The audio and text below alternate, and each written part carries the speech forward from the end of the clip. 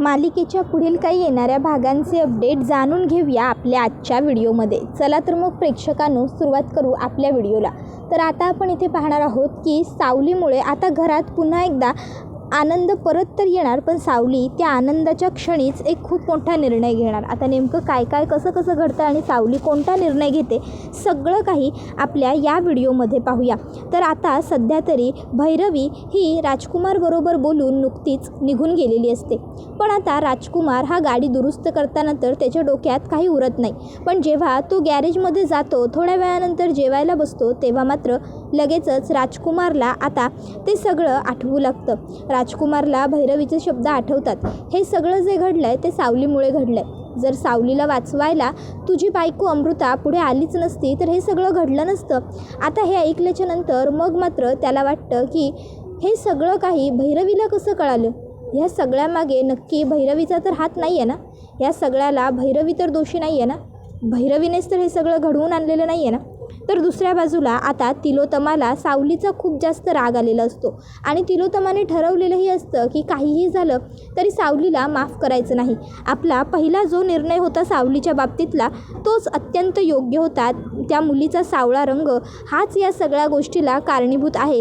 त्या मुलीचा रंग हे घर गिळून टाकणार. मी उगाच त्या मुलीला माफ केलं, उगाच तिला सून म्हणून स्वीकारलं आणि तिच्या हातून एवढं मोठं पाप घडलं. अमृताच्या पोटातलं मूल जे मेलं त्याला कारणीभूत तीच ठरली.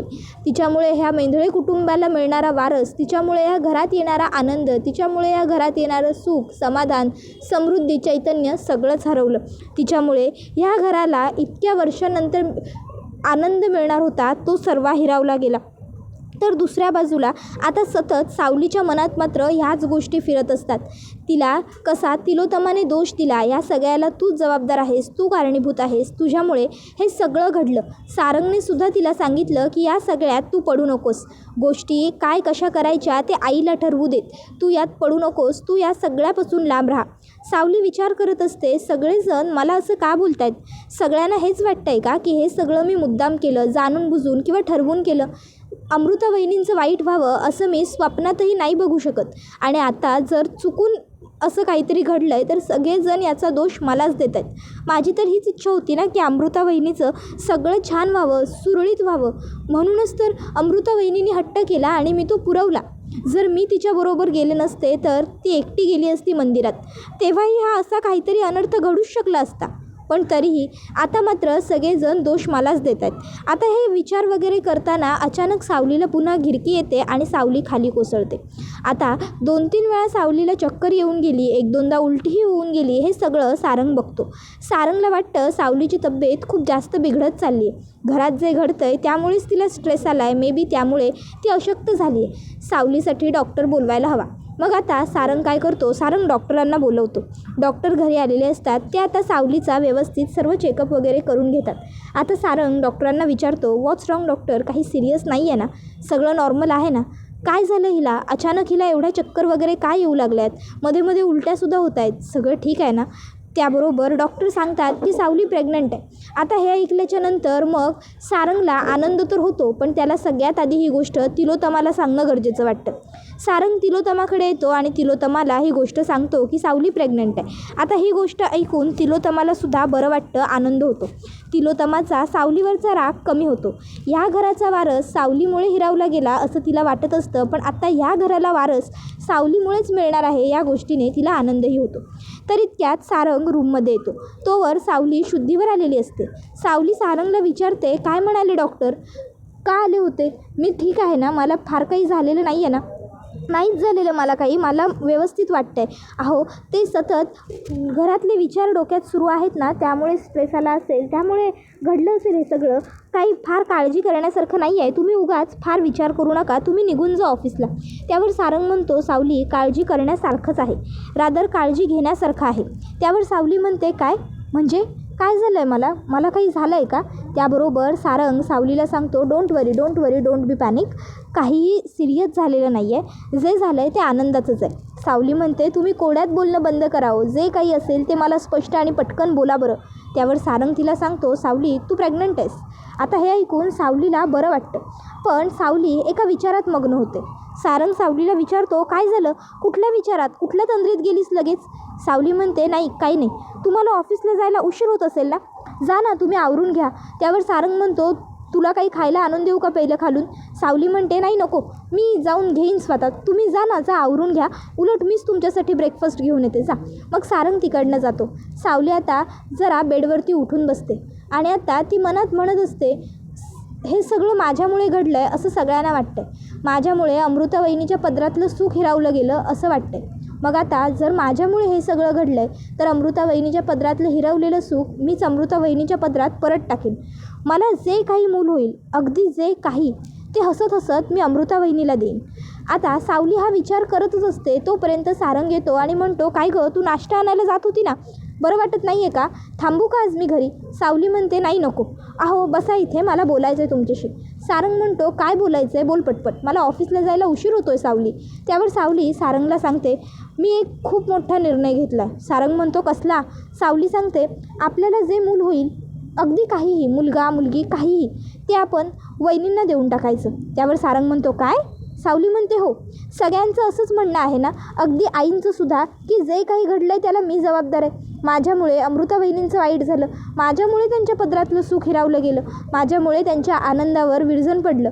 मग त्यांचा आनंद, त्यांचं सुख त्यांना परत करण्यासाठी विठुरायानेच मला ही संधी दिली आहे असं मला वाटतं आणि म्हणून मी हे करणार आहे. ज्या दिवशी वहिनींचं बाळ दगावलं गेलं, बरोबर त्याच दिवशी मला पहिल्यांदा उलट्या झाल्या, मला पहिल्यांदा त्रास झाला.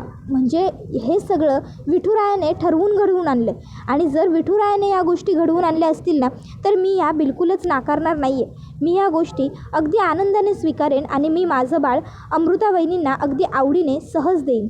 त्याबरोबर दुसऱ्या बाजूला इकडे राजकुमार हा बसलेला असतो, पण त्याच्या डोक्यातनं विचार मात्र जात नसतात. त्याला राहून राहून सतत असंच वाटत असतं की या सगळ्याला ना भैरवी कारणीभूत आहे. हे सगळं घडलं आहे ते भैरवीमुळे घडलं आहे. भैरवीने जाणून बुजून हे सगळं घडवून आणलं आहे. पण भैरवी हे सगळं का करेल? माझ्याबरोबर आणि अमृताबरोबर तिचं काय वैर होतं?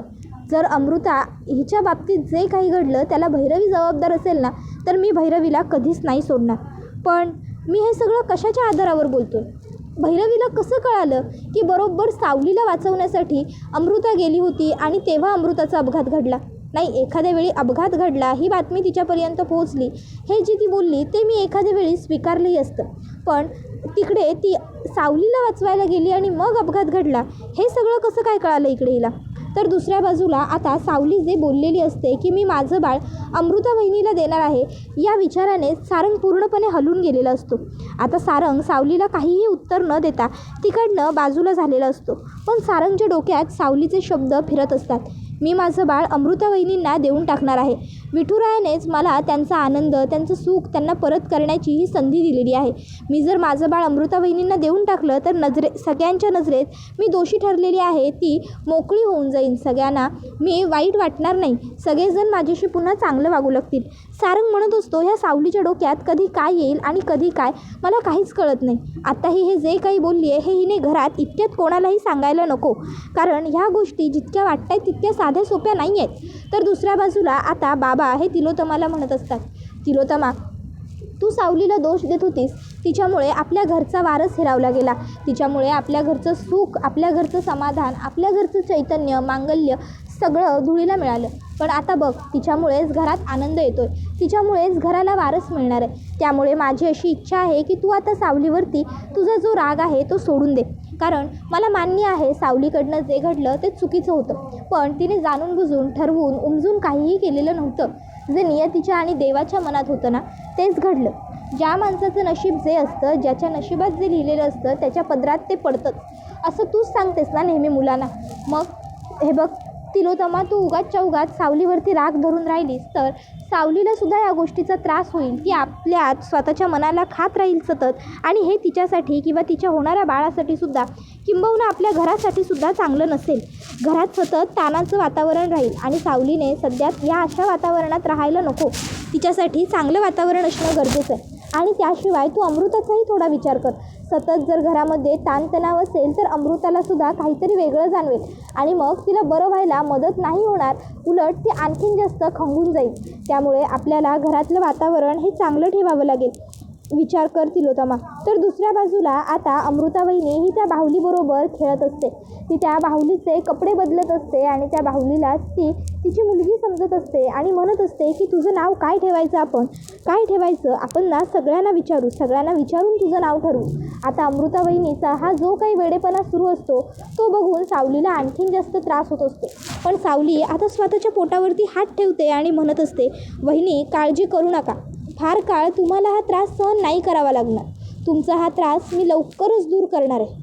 मी तुमचं हिरावलेलं सुख तुम्हाला परत करणार आहे. मला माहिती आहे हे सगळं जे घडलं त्याला मी कारणीभूत नाही आहे, मी दोषीदार नाही आहे, मी जबाबदार नाही आहे. पण तरीही तुम्हाला तुमचा आनंद मिळवून देण्याचा प्रयत्न मी जरूर करणार आहे. सगळं चांगलं घडणार आहे वहिनी, आपल्या घरातलं सगळं व्यवस्थित होईल. फक्त काही काळ लोटून जाऊ द्या. तुम्हालासुद्धा तुमचा आनंद मिळेल.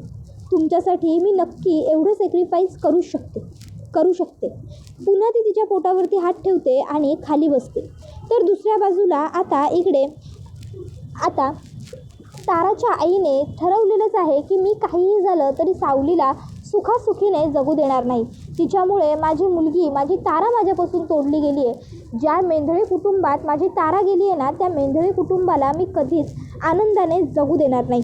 माझ्यापासून माझं सुख हिरावलं ना, आता त्यांना कळेल आपलं सुख हिरावल्याचं दुःख काय असतं.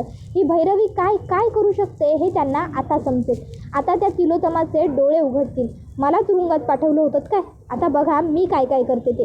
त्याबरोबर आता हा व्हिडिओ इथेच संपतो. व्हिडिओ आवडला असेल तर व्हिडिओला लाईक करा. चॅनलवर नवीन असाल तर चॅनलला सबस्क्राईब करा आणि बेल आयकॉन आठवणीने प्रेस करा, जेणेकरून तुम्हाला पुढच्या प्रत्येक व्हिडिओचं नोटिफिकेशन मिळत जाईल आणि सर्व व्हिडिओंचा आनंद हा अगदी उत्तम पद्धतीने घेता येईल. ही मालिका तुम्हाला कशी वाटते हे आम्हाला कमेंटमध्ये नक्कीच सांगा. टाटा, बाय बाय, धन्यवाद, टेक केअर.